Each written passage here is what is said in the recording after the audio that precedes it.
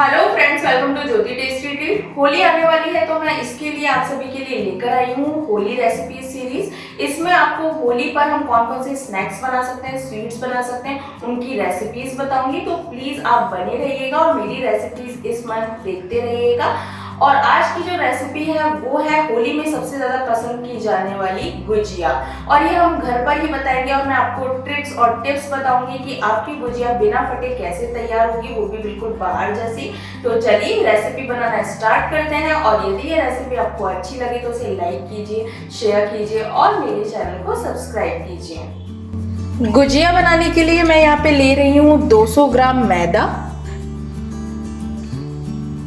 अब मैं इसमें डालूंगी 2 चम्मच घी। थोड़ा थोड़ा करके डालिएगा और पहले आप इसे अच्छे से घी के साथ मिक्स कर लीजिए। इसका डो हमें सॉफ्ट नहीं लगाना है, हमें इसे सख्ती रहने देना है। तो धीरे धीरे कर ही हम इसमें घी डालेंगे। अब बाकी बचा घी भी इसमें डाल देते हैं।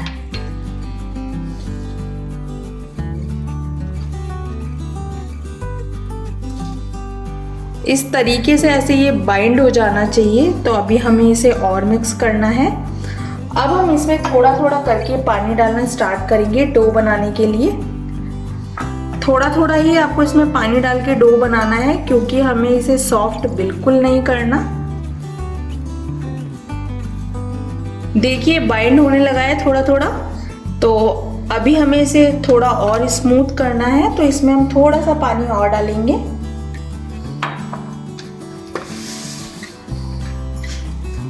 और अच्छे से इसको नीड कर लेंगे।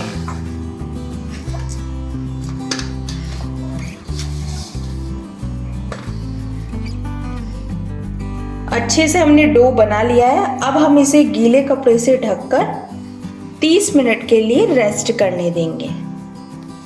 जब तक हमारा डो रेस्ट पर है, हम गुजिया के लिए स्टफिंग तैयार कर लेते हैं। उसके लिए देखिए मैंने एक नॉन स्टिकी पैन लिया है और उसमें मैंने 125 ग्राम मावा लिया है। अब इस मावे को हमें भूनना है, ज़्यादा नहीं भूनना, बस इसका थोड़ा थोड़ा कलर चेंज हो जाए।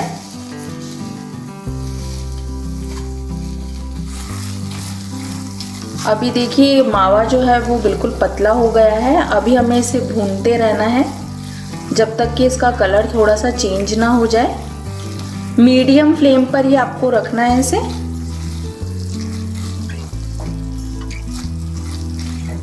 जैसे कि आप देख रहे हैं कि मावे का कलर है वो थोड़ा थोड़ा चेंज हो गया है। इसे ज़्यादा भी मत भूनिएगा, नहीं तो ये जल जाएगा और फिर हमारी गुजिया का टेस्ट बिल्कुल अच्छा नहीं आएगा। तो चलिए अब हम गैस की फ्लेम को करते हैं बंद और इसे ठंडा होने देते हैं। मावा बिल्कुल ठंडा हो चुका है। देखिए अब हम इसमें ड्राई फ्रूट्स डालना स्टार्ट करते हैं। यहाँ पर मैंने 10-11 काजू लिए हैं, इनको मैंने ऐसे क्रश कर लिया है। 10-11 बादाम लिया है, इसको भी मैंने क्रश कर लिया है। और 1 चम्मच इलायची का पाउडर। और लास्ट में हम इसमें डालेंगे 2 चम्मच चीनी पाउडर। और इन सबको अच्छे से मिक्स करेंगे।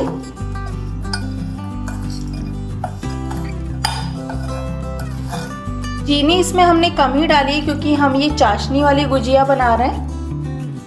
और देखिए हमने सबको अच्छे से मिक्स कर दिया है और ये हमारी स्टफिंग तैयार हो गई है। आधा घंटा हो गया है डो को रेस्ट पर रखे और देखिए अब ये थोड़ा सा स्मूथ भी हो गया है और पहले से थोड़ा सा सॉफ्ट भी हो गया है। इसमें बिल्कुल भी क्रैक्स नहीं है। तो इसी तरह का डो हमें तैयार करना है। तो चलिए अब इसकी छोटी छोटी लोइयां बनाना स्टार्ट करते हैं। हम डो को छोटे छोटे पार्ट्स में से डिवाइड कर लेते हैं, पहले इक्वल। उसके बाद में हम इसकी पूड़ियां बनाएंगे।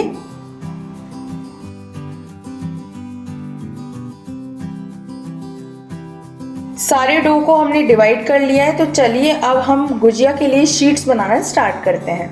ये मैंने एक लोई ली है और मैंने थोड़ा सा चकले और बेलन पे घी लगा दिया था, जिससे कि इसे बेलते समय बिल्कुल आसानी से ये बेल जाए। और हमें इसके एजेस को पतला रखना है और बीच से इसको मोटा रखना है।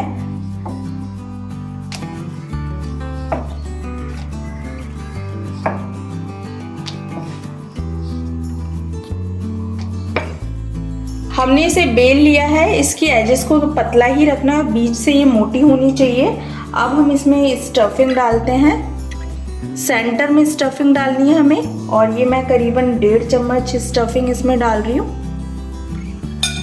अच्छे से आप इसे सेंटर में कर दीजिए। और अब हमें इसके चारों तरफ पानी लगाना है इसकी एजेस को चिपकाने के लिए।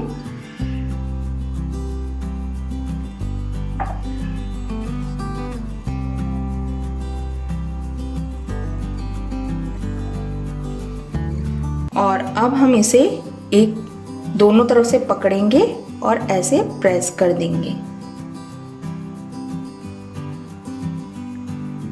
ऐसे प्रेस करके इसकी दोनों एजेस को हम ऐसे चिपका देंगे। अच्छे से दबाइएगा जिससे कि ये जब हम तलें तो बिल्कुल भी टूटे ना। देखिए अच्छे से चिपका दिया है हमने इसे। हमने देखिए इसको एज से ऐसे पकड़ा और ऐसे प्रेस कर दिया, और दूसरे वाले को हम ऐसे ऊपर की तरफ प्रेस करेंगे, फिर उसी को मोड़कर ऐसे प्रेस करते जाएंगे। देखिए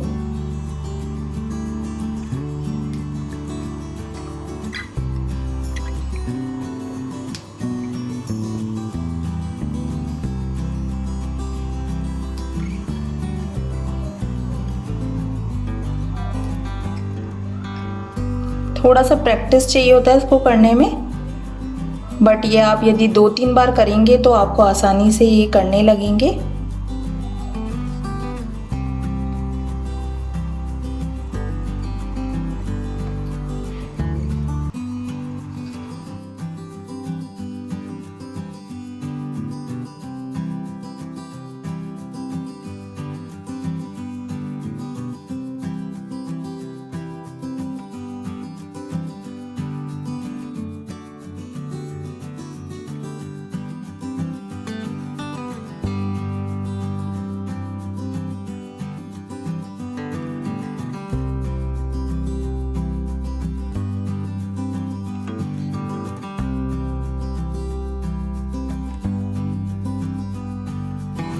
देखिए एक ये हमारी तैयार हो चुकी है, तो चलिए इसी तरीके से हम बाकी की गुजिया भी तैयार कर लेते हैं। और देखिए हमने सारी गुजिया बना ली है।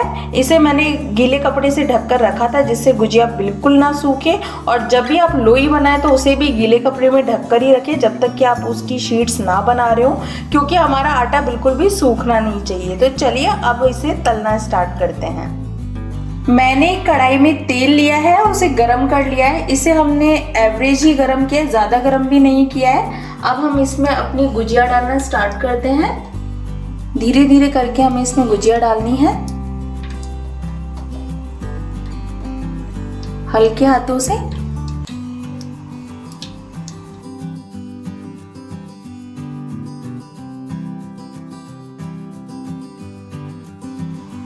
और अब हम इन्हें मीडियम फ्लेम पर फ्राई होने देंगे जब तक कि इनका कलर चेंज ना हो जाए और ये दोनों तरफ से अच्छे से क्रिस्प और गोल्डन ना हो जाए।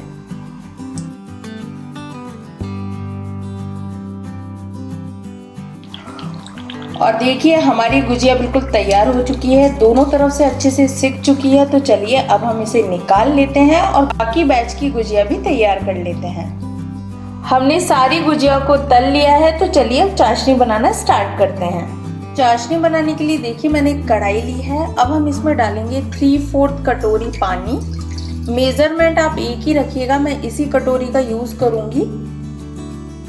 और अब हम इसमें डालेंगे 1 कटोरी चीनी।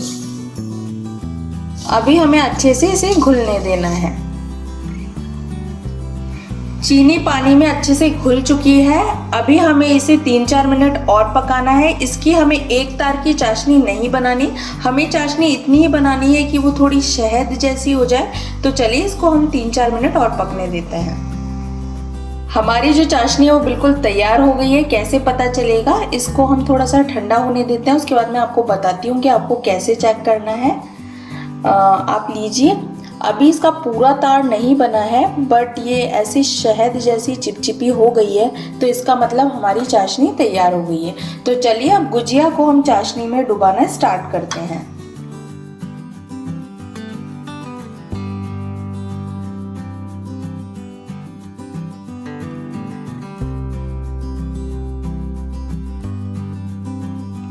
अच्छे से चाशनी में भिगोने के बाद में आप चाहें तो इसे 3 मिनट या 4 मिनट रख सकते हैं, यदि आपको बहुत अंदर से सॉफ्ट गुजिया चाहिए। और यदि आप इसे थोड़ा सा क्रिस्प रखना चाहते हैं तो आप इसे 1 मिनट गुजिया को चाशनी में डुबोकर बाहर निकाल सकते हैं। यह आपके ऊपर है। तो चलिए इसी तरीके से हम बाकी की गुजिया भी तैयार कर लेते हैं।